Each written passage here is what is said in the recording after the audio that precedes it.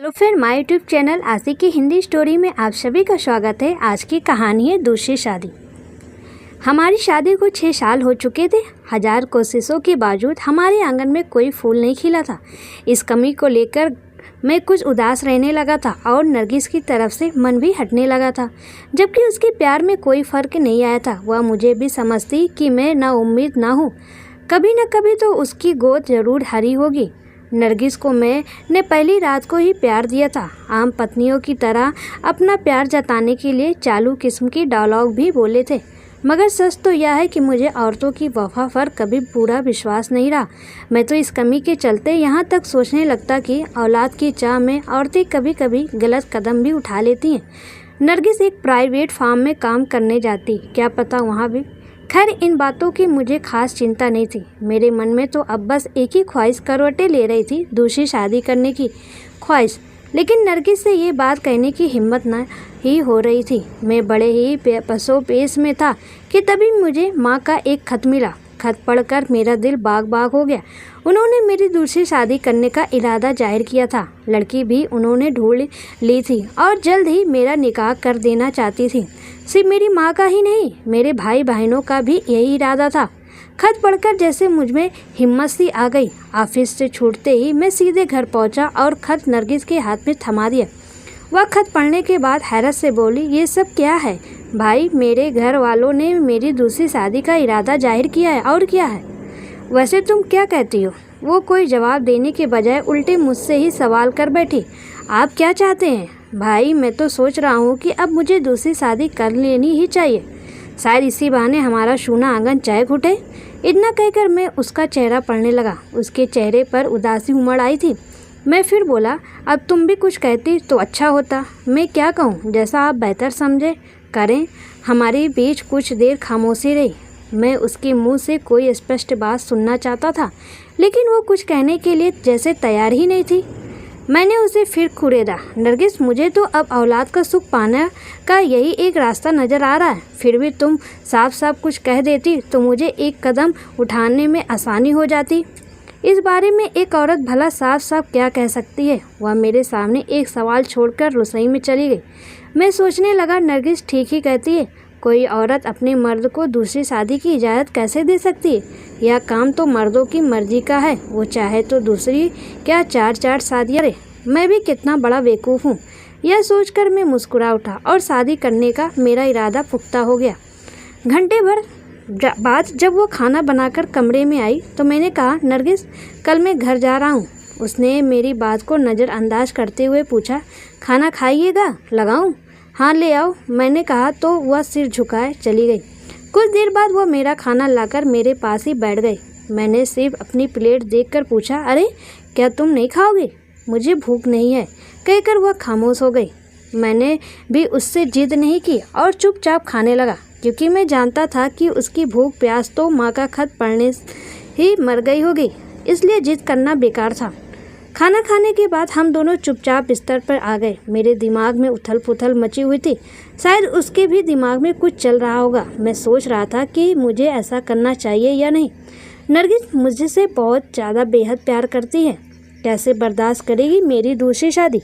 इस गम से तो वह मर ही जाएगी। जब अभी से उसकी ये हालत हो रही है तो आगे ना जाने क्या होगा। उसकी तबीयत भी ठीक नहीं है। आज ही डॉक्टर को दिखा कर आई है। मैंने उससे पूछा भी नहीं कि डॉक्टर ने क्या कहा। अपनी दूसरी शादी के चक्कर में कितना स्वार्थी हो गया हूँ मैं। फिर जैसे मेरे अंदर से किसी ने कहा, नौशाद, इतना सोचोगे तब तो कर ली शादी। अरे आजकल तो औरत खुद अपने मर्द को छोड़कर दूसरी शादी कर लेती हैं, और तुम मर्द होकर इतना सोच रहे हो। और फिर तुम तो अपनी बीवी को तलाक भी नहीं दे रहे हो। कुछ दिन वह जरा उदास रहेगी, फिर पहले की तरह हंसने बोलने लगेगी। इसलिए अब उसके बारे में सोचना बंद करो और अपना काम जल्दी से कर डालो। मौका बार बार नहीं आता। सुबह आँख खुली तो नरगिस मेरा नाश्ता तैयार कर चुकी थी। उसने मेरी पसंद का नाश्ता, खीर और पूड़ी बनाई थी। नाश्ता भी मुझे अकेले ही करना पड़ा। बहुत कहने पर भी उसने मेरा साथ नहीं दिया। मैंने उसे समझाया, नरगिस, तुम क्यों इतनी उदास हो रही हो? मैं दूसरी शादी ही तो करने जा रहा हूँ, तुम्हें छोड़ तो नहीं रहा। अगर इसी बहाने मैं बाप बन गया तो तुम्हारा सूनापन भी दूर हो जाएगा। वो खामोश रही, एकदम खामोश। मुझे उसकी खामोशी से घबराहट सी होने लगी और जल्दी से घर निकल जाने को मन करने लगा। मैंने झटपट अपना सूट केस तैयार किया, कपड़े पहने और कहते हुए बाहर निकल आया, नरगिस मुझे लौटने में 10-15 दिन लग सकते हैं, तुम अपना ख्याल रखना। मैं रिक्शा पकड़कर स्टेशन पहुंचा, टिकट कटा कर एक्सप्रेस गाड़ी पकड़ी और धनबाद से रफ़ीगंज पहुंच गया। फिर चौथे ही दिन फरजाना नाम की एक लड़की से चंद लोगों की मौजूदगी में मेरा निकाह हो गया। वह लड़की गरीब घर की थी, लेकिन पढ़ी लिखी और खूबसूरत थी। फरजाना को अपनी दूसरी बीवी के रूप में पाकर मैं जैसे नई उमंगें भर गई। मैंने 20 दिन उसके साथ बहुत मज़े में गुजारे। मेरा परिवार वाले भी उससे बहुत खुश थे। नई बीवी का मुझ पर ऐसा नशा छाया कि मुझे नरगिस की कई दिनों तक याद ही नहीं आई। फिर मुझे नरगिस की चिंता सताने लगी, उसके बारे में बुरे ख्याल आने लगे। फिर एक दिन मैं अचानक धनबाद की गाड़ी पकड़ ली।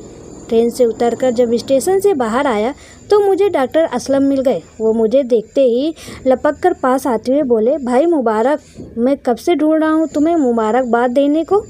उनके मुंह से यह सब सुनकर मैं सोचने लगा कि मेरी शादी के बारे में इन्हें कैसे पता चल गया। शायद नरगिस ने इन्हें बताया हो। मैंने झेपते हुए उनकी मुबारकबाद का शुक्रिया अदा किया तो वो कहने लगे, भाई सिर्फ शुक्रिया से काम नहीं चलेगा, कुछ खिलाना पिलाना भी पड़ेगा, बड़ी तपस्या का फल है। तपस्या का फल? मैं कुछ समझा नहीं। मैं हैरत से बोला तो वो शरारत भरे अंदाज में कहने लगे, शर्मा रहे हो? होता है, पहली बार बाप बन रहे हो ना, इसलिए। बाप? डॉक्टर साहब आप क्या कह रहे हैं? मेरी समझ में तो सचमुच कुछ भी नहीं आ रहा है। मेरी हैरानी बस्तूर जारी थी। उन्होंने कहा, मियाँ नाटकबाजी बंद करो और मेरी बात ध्यान से सुनो। तुम्हारी वाइफ बहुत कमज़ोर है, उसका ज़रा ख्याल रखो, नहीं तो डिलीवरी के समय परेशानी हो सकती है। यह सुनकर मेरी हैरत और खुशी का ठिकाना नहीं रहा। हैरत इसलिए हुई कि नरगिस ने इतनी बड़ी खुशी की बात मुझसे छुपाई क्यों रखी। मैंने उससे फिर पूछा, डॉक्टर साहब आप सच कह रहे हैं? मुझे तो यकीन नहीं हो रहा है। वह मेरे हैरानी भरा चेहरा देखकर बोले, क्या वाकई तुम्हें मालूम नहीं है? हाँ मैं सच कह रहा हूँ। ये आपको कब पता चला? जिस दिन तुम ऑफिस जाते वक्त अपनी वाइफ को मेरे चैम्बर में छोड़ गए थे। मैं तुम्हें मुबारकबाद भी देना चाहता था, लेकिन फिर नरगिस से पता चला कि तुम किसी काम से घर चले गए हो। मगर तब चुप है, नरगिस ने तुम्हें यह बात नहीं बताई? वह सिर हिलाते हुए आगे बढ़ गया। मैं जल्दी से रिक्शा पकड़कर सीधे घर पहुंचा। उस वक्त नरगिस गुमसुम सी कमरे में बैठी हुई थी। मैंने जाते ही उससे पूछा, नरगिस ये मैं क्या सुन रहा हूँ? तुमने मुझे से इतनी बड़ी बात छिपा रखी? वह कुछ देर मेरी तरफ देखती रही, फिर उदास स्वर में बोली, नहीं छिपाती तो आप दूसरी शादी कैसे करते? इसका मतलब है तुम भी यही चाहती थी कि मेरी दूसरी शादी हो जाए? मैं नहीं, सिर्फ आप चाहते थे। आप ही के दिल में दूसरी शादी की तमन्ना पैदा हो गई थी। एक औरत तो कभी नहीं चाहेगी कि उसकी कोई शौतान आए। सिर्फ औलाद नहीं होने से हमारा प्यार कम होने लगा था। मेरी तरफ से आपका मन हटने लगा था। आपकी नज़र में मेरी कोई कीमत नहीं रह गई थी। मुझसे दिली प्यार नहीं रह गया था और मेरा प्यार इतना कमज़ोर नहीं कि अपनी कोख में पल रहे बच्चे का सहारा लेकर मैं आपको अपने इरादे से रोकती। उस रात की निरंतर चुप्पी के बाद आज वो खूब बोली और फिर फूट कर रोने लगी। मेरे पास उसका कोई जवाब नहीं था। मैंने उसके आंसुओं को पोंछते हुए कहा, नरगिस मैं औलाद के लिए नहीं बल्कि दूसरी शादी के लिए लाललीत हो गया था और भूल कर बैठा। अब शायद इस भूल की सज़ा भी मुझे काटनी पड़ेगी। वह मुझे माफ़ करके मेरे गले से लग गई थी। आज इस बात को लगभग 15 साल गुजर चुके हैं। मैं 6 बच्चों का बाप बन गया हूँ, 3 नरगिस के और 3 फरजाना के। 2 शादियाँ करके जैसे 2 नावों की सवारी कर रहा हूँ। बहुत टेंशन में रहता हूँ। नरगिस तो बहुत सूझबूझ वाली और संवेदनशील औरत है, लेकिन फरजाना छोटी छोटी बात पर भी मुझसे झगड़ती और ताने सुनाती है। आज मैं बहुत पछता रहा हूँ। सोचता हूँ आखिर मैंने दूसरी शादी क्यों की।